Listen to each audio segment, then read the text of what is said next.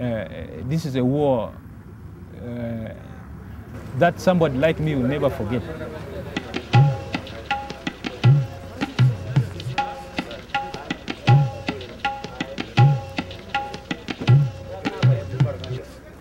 Many places in southern Sudan remain marginalized. They don't have health centers. And the big problem here is workers, health workers. We don't have many number of health workers. There was war between the north and the south. And as we are south, we were involved in the Southern Army. So they were trying every place they get us together, they have to attack. We have been traumatized by war because some of our close relatives die.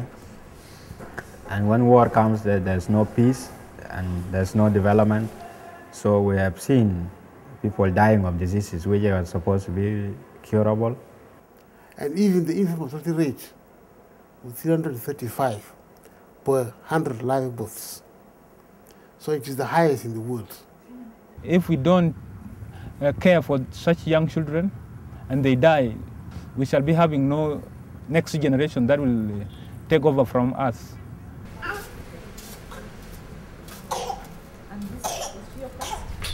During the war, because everybody fears a battlefield, South Sudan has been neglected in a way. And there are some of the NGOs that have actually been on our side, like Amref. Amref opened their school in Maridi. And it was intended to train clinical officers. And indeed, a good number of clinical officers have been trained. Like as I am talking today, one of them from Maridi. We train locally paramedics such as nurses, community midwives, clinical officers, laboratory technicians, and community healthcare workers. I was called for the 2005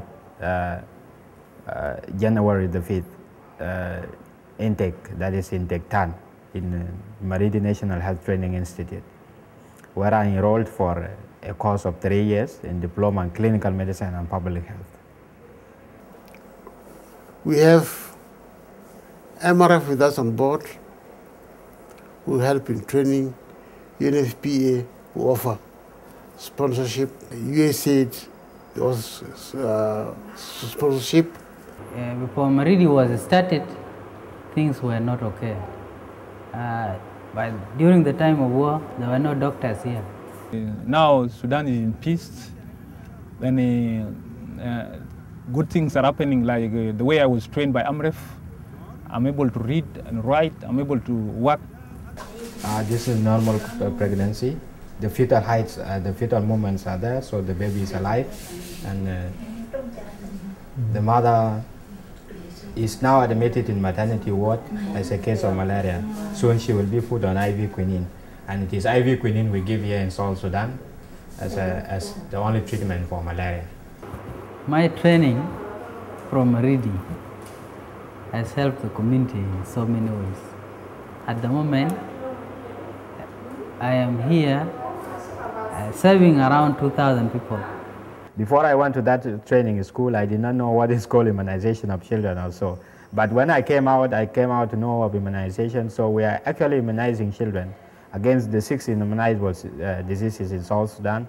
And the reason why I wanted to become a clinical officer is actually to make my community, or where I'm staying, or even my country, to benefit from me.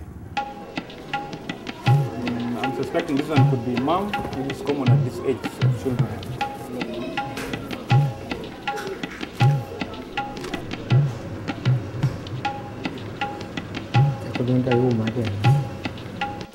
MRF has been with us since the movement started, SPLM.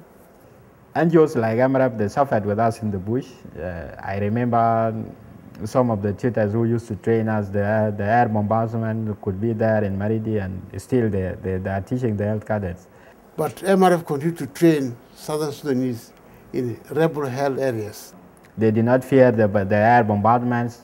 or the insecurity in the area, but they opened the training schools for the clinical officers. To take care of the health of the people in Southern Sudan.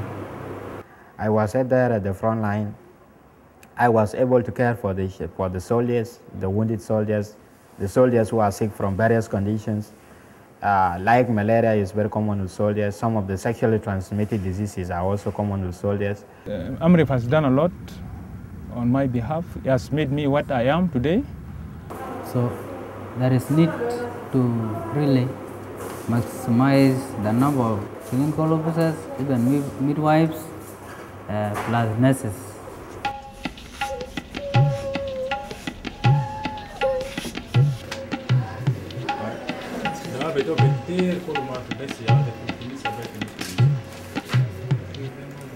Drug supply in the hospital here is inadequate. Not all that drugs are available. We don't even have specialized nurses that work in the various wards.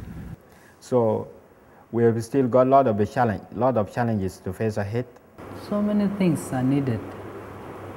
There are other places where there are no even structures, health centers are not there.